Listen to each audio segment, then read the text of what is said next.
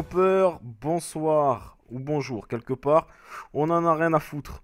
Aujourd'hui, on va regarder une vidéo signée P-Shop TV, la chaîne des artistes et des escrocs.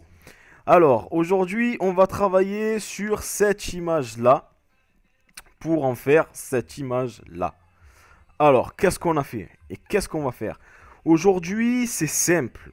On va transformer une image en noir et blanc tout en isolant un élément pour le laisser en couleur. Alors, il y a beaucoup de tutoriels sur le net pour cet effet-là. Bien souvent, ils prennent comme exemple la ville de New York avec, ils isolent, bon, bien souvent c'est un taxi jaune dans la ville de New York qui est en noir et blanc. Mais nous, on va pas appliquer les techniques qui pourrait y avoir, on va appliquer une technique un peu différente qui va nous permettre de travailler entre les calques. Ce qui va pouvoir nous donner cet effet un petit peu d'halo en couleur et d'avoir ce cadre avec l'élément de couleur qui ressort du cadre. Alors, pour ça, vous allez ouvrir cette image que vous aurez en ressource en lien sous la vidéo. On va l'ouvrir sous Photoshop. Donc, hop, allez hop, on ouvre ça sous Photoshop. Voilà, une fois qu'on a notre image, vous vous retrouvez là. Donc là, l'arrière-plan, vous voyez, il y a un cadenas. Vous double-cliquez sur le calque, vous cliquez sur OK. Le cadenas a disparu comme par magie. Une fois que ça c'est fait, maintenant on va détourer l'élément qui nous intéresse, qu'on veut garder en couleur. On va le détourer avec l'outil plume. Prenez l'outil plume, oubliez totalement quand vous détourez un personnage ou des choses un petit peu plus compliquées.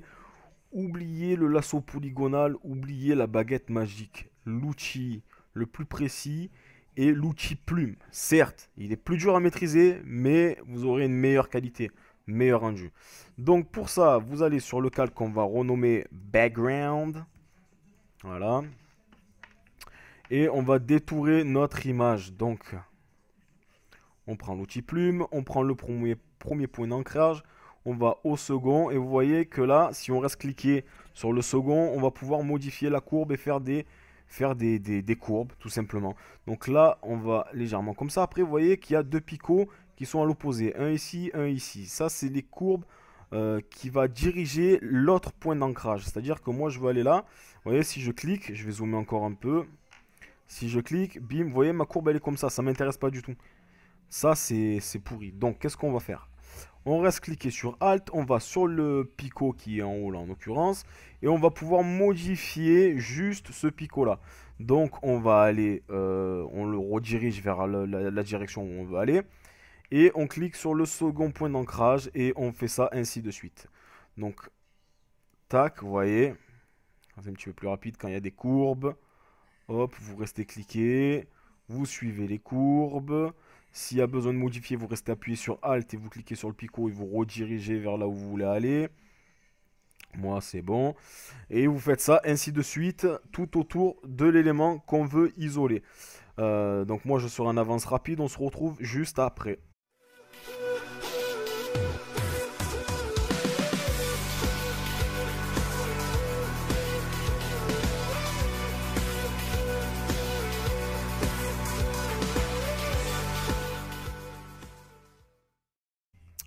Voilà, donc on a détouré notre élément de couleur. On va arriver sur le dernier point d'ancrage qui est celui-là. Donc en fait, si vous voulez, on va fermer la boucle tout simplement.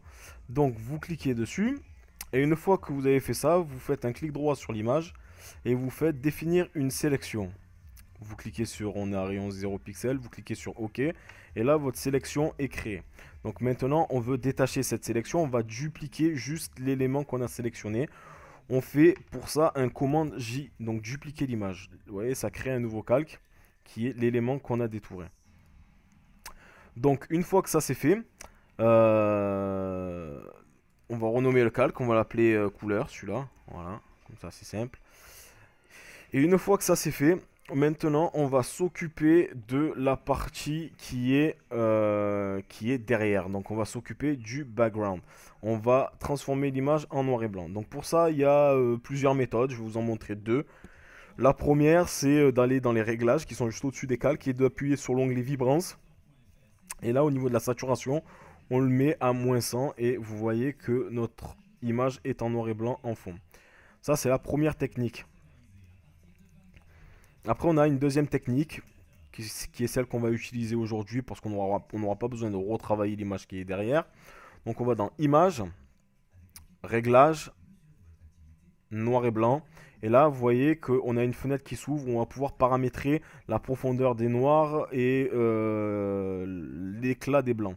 Donc là, en l'occurrence, voilà, vous voyez là au niveau de la fenêtre, voilà, ça s'éclaircit. Donc là, on va mettre quelque chose d'assez foncé. Voilà, non, le bâtiment, on va le laisser assez blanc. Le bâtiment derrière, on va le laisser assez blanc. Ça, c'est En fait, on joue sur les couleurs. Après ça, le ciel, on va le foncer un petit peu, voilà. Une fois que vous avez fait votre réglage comme vous le souhaitez, vous cliquez sur OK. Donc une fois que ça c'est fait, déjà on a bien avancé. Vous voyez que déjà l'image, euh, l'élément, enfin l'objectif est déjà atteint. C'est-à-dire qu'on a réussi à isoler une image de couleur du background qui est transformé en noir et blanc. Donc maintenant, ce qui va nous intéresser et de pourquoi je vais vous montrer cette technique, c'est que maintenant on va pouvoir entremêler entre cet élément-là de couleur, donc celui-là et celui-là. Donc entre les deux, on va pouvoir, vous voyez, entre ces deux-là, là, on va pouvoir ajouter des éléments. Donc là, en l'occurrence, ça va être de la lumière, un effet de lumière. Donc pour ça, on se met sur le calque background, on crée un nouveau calque qu'on va appeler lumière. Voilà. On va prendre l'outil ellipse de sélection. Hop, on fait un rond qu'on va remplir en orange, orange, rouge, là, un petit peu comme la combinaison des gars. Voilà, ça va le faire. Donc ça, on remplit, bim, et vous voyez que là, notre calque de lumière est entre l'image de fond et l'image de couleur. Et c'est là où la technique est intéressante. Donc une fois que ça c'est fait, on va appliquer un flou sur cet élément-là. Donc atténuation, filtre, atténuation, flou gaussien. Voilà. On va mettre une incrustation, un mode de fusion. Voilà, mode de fusion, on va mettre un mode de fusion de superposition. Voilà, on va mettre un mode de fusion de superposition. Donc une fois que ça c'est fait, on va agrandir notre effet. Voilà. S'il faut, on va le dupliquer, histoire de lui donner du relief. Voilà. Et on va pouvoir aussi mettre comme un halo, si vous voulez. Donc on duplique, pour dupliquer comme on dit, pardon. On met l'élément qui est dessus, voilà, je bim. Et on va le mettre par-dessus l'image de couleur. Voilà. On va le mettre juste comme ça. Ouais, pour donner une espèce d'effet de halo, tout simplement. Donc une fois que ça c'est fait, maintenant on va créer notre cadre. Avant de créer notre cadre, on va faire un effet vignette. Donc c'est l'effet vignette, vous le trouvez sur Instagram et tout. C'est un effet de profondeur des noirs juste sur le contour. Donc pour ça vous rendez sur le calque background, vous créez un nouveau calque que vous appelez vignette. Voilà, c'est pas compliqué. Vous prenez l'outil ellipse, même chose. Vous prenez le rond, vous sélectionnez une partie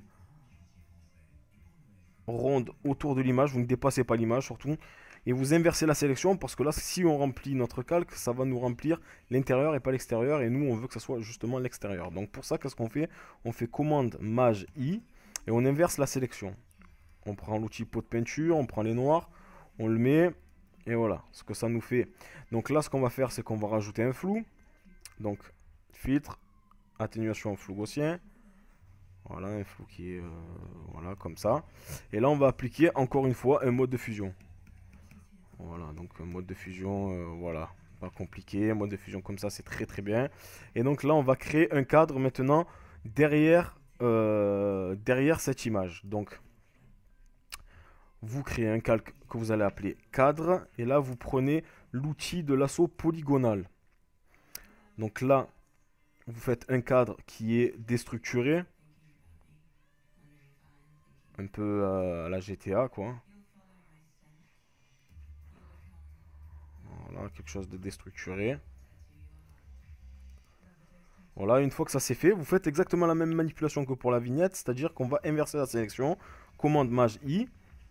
On prend l'outil pot de peinture, on est déjà en noir et on remplit. Voilà. Une fois que ça c'est fait, eh bien vous allez terminer, tout simplement. Donc vous voyez, en fait, ce qu'on a fait,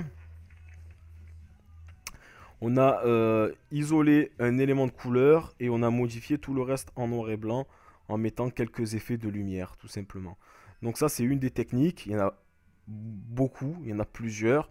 Si vous voulez d'autres techniques, vous les trouverez facilement sur YouTube. Il n'y a pas de souci. Pour cette vidéo-là, vous pouvez liker, commenter. Vous pouvez vous abonner à ma chaîne P-Shop TV. On se retrouvera très prochainement pour d'autres vidéos de retouches d'images basiques comme celle-là qui sont rapides, qui sont pas compliquées à faire et ça vous permettra d'avancer petit à petit et on compliquera les tutos au fur et à mesure. Je vous donnerai des exercices aussi pour qu'à la maison vous puissiez vous entraîner et vous me donnerez le résultat et moi je les noterai ou je vous donnerai des conseils pour que vous avancez bien comme il faut. Et on termine sur ce proverbe, cul qui gratte le soir, doigt qui pue le lendemain. À ciao, bientôt.